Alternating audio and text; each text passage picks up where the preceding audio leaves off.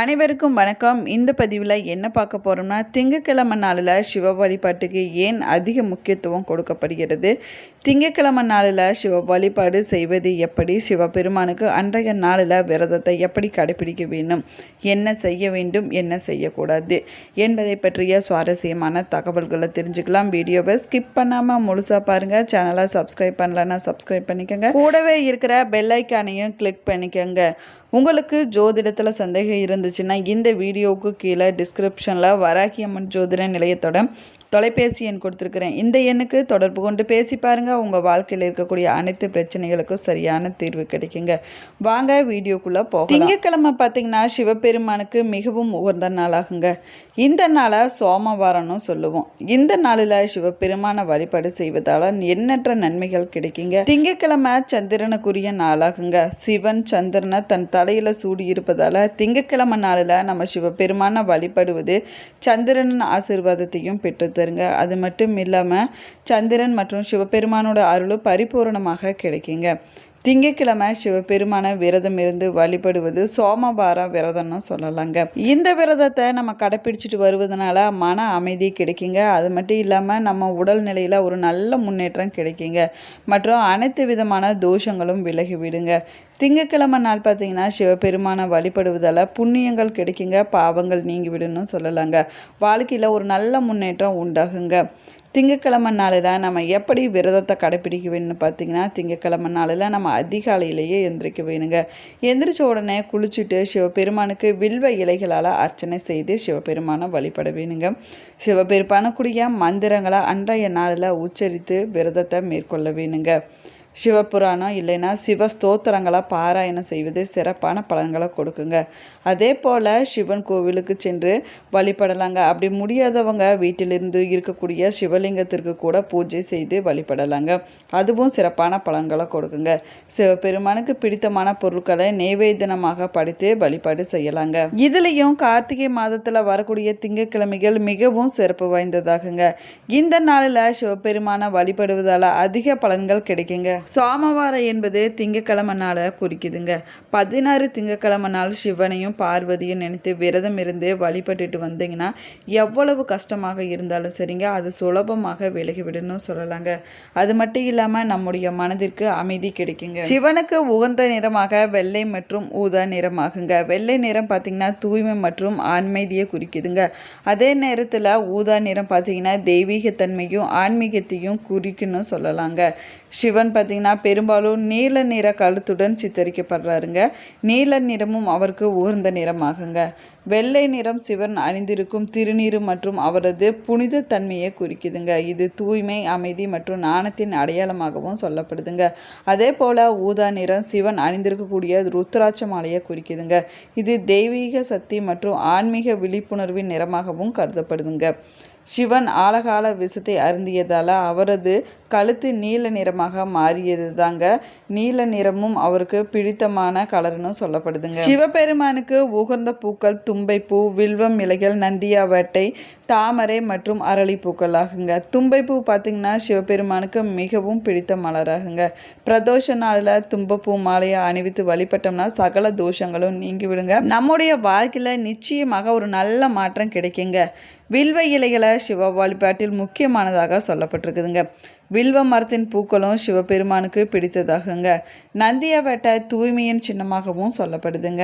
அதே போல் தாமரை சிவபெருமானுக்கு உகந்த மலராகுங்க. தாமரை மலரை வைத்து வழிபட்டோம்னா செல்வம் சேரணும் சொல்லலாங்க. குறிப்பாக நீல நிற தாமரை மலர் ஏற்றதாக சொல்லப்படுதுங்க. நினைத்த காரியங்கள் நிறைவேற அரளிப்பூவை வைத்து சிவபெருமானுக்கு வழிபாடு செய்யலாங்க. 16 திங்கட்கிழமை சிவபார்வதியை நினைத்து விரதம் இருந்து பிரார்த்தனை செஞ்சுட்டு வந்தீங்கன்னா எவ்வளவு மன கஷ்டமாக இருந்தாலும் சுலபமாக விலகி விடுங்க. சிவபெருமானுக்கு திங்கட்கிழமை நாளில் விரதம் இருப்பது சிறப்பான பலன்களை கொடுக்குங்க.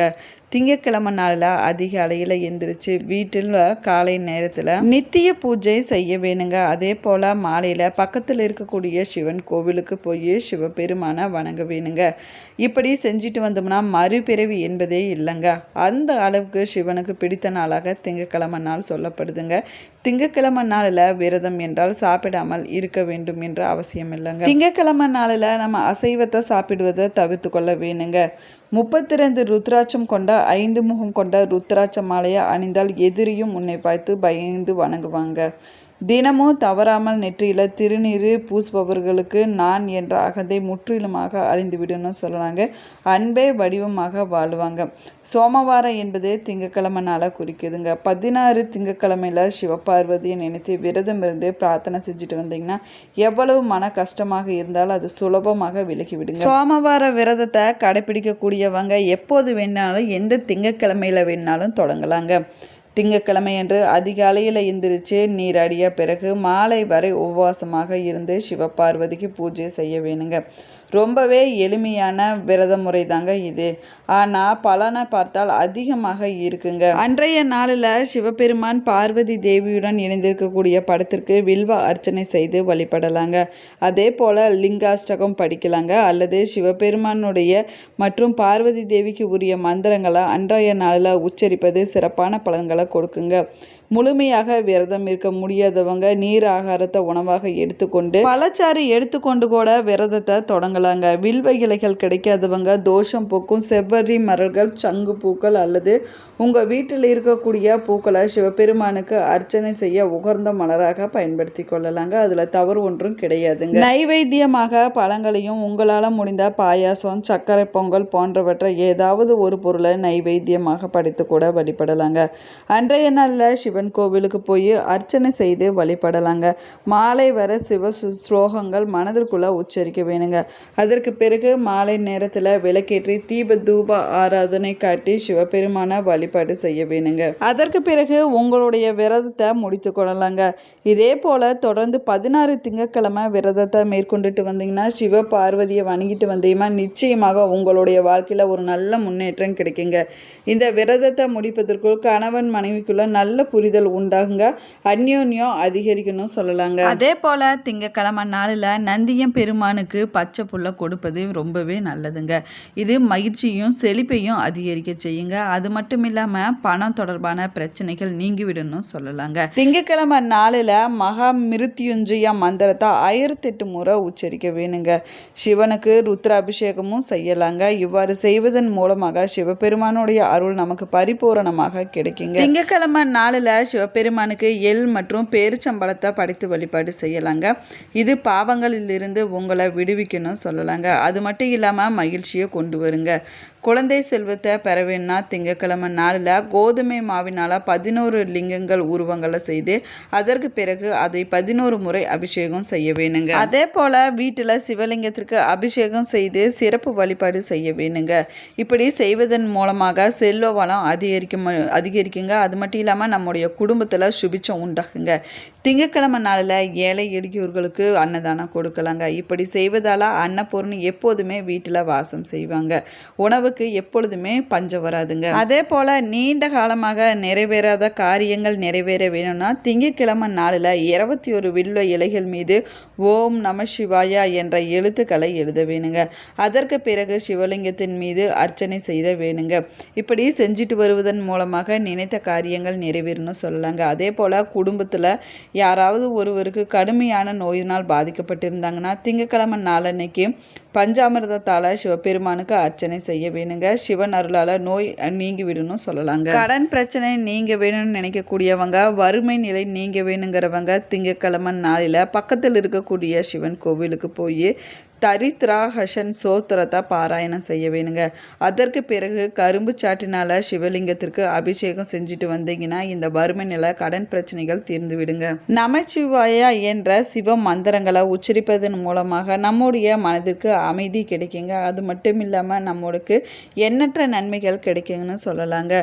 சிவன் கோவிலுக்கு போய் சிவலிங்கத்திற்கு பாலாபிஷேகம் செஞ்சுட்டு வந்தீங்கன்னா கிரக தோஷங்கள் அனைத்துமே விலகிடுங்க. நோய் பாதிப்புகள் குணமாகி விடுங்க. அதே போல் திங்கக்கிழமை நாளில் வரக்கூடிய பிரதோஷ நேரத்தில் சிவன் கோவிலுக்கு போய் நந்தி மற்றும் சிவலிங்கத்துக்கு நடக்கக்கூடிய அபிஷேக ஆராதனையில் கலந்து கொள்ள வேணுங்க. இப்படி கலந்து கொள்வதன் மூலமாக சிறப்பான பலன்கள் கிடைக்குன்னு சொல்லலாங்க. சிவன் கோவிலில் சிவனுக்கு அர்ச்சனை செய்து வில்வ இலைகளை சமர்ப்பதன் மூலமாக சிவபெருமானுடைய ஆசி பரிபூர்ணமாக நமக்கு கிடைக்குங்க. நம்முடைய வீட்டு பூஜை அறையில் சிவலிங்கத்தை வைத்து வழிபட்டுட்டு வருவதனால சிவபெருமானுடைய அருள் பரிபூர்ணமாக கிடைக்குங்க. அது மட்டும் இல்லாமல் பார்வதி தேவியோடைய அருளும் பரிபூர்ணமாக கிடைக்குங்க. இந்த பதிவு உங்களுக்கு பயனுள்ள தகவல்களை கொடுத்துருக்குன்னு நினைக்கிறேன். இந்த பதிவு உங்களுக்கு பிடிச்சிருந்தால் லைக் பண்ணுங்கள், ஷேர் பண்ணுங்கள், கமெண்ட் பண்ணுங்கள். இன்னும் சேனலை சப்ஸ்கிரைப் பண்ணலன்னா சப்ஸ்கிரைப் பண்ணிக்கோங்க. கூடவே இருக்கிற பெல் ஐக்கான் கிளிக் பண்ணிக்கோங்க. Thank you friends. உங்களுக்கு சிவபெருமான் பிடிக்குன்னா மறக்காமல் கமெண்ட் பாக்ஸில் கமெண்ட் பண்ணுங்கள். தேங்க்யூ.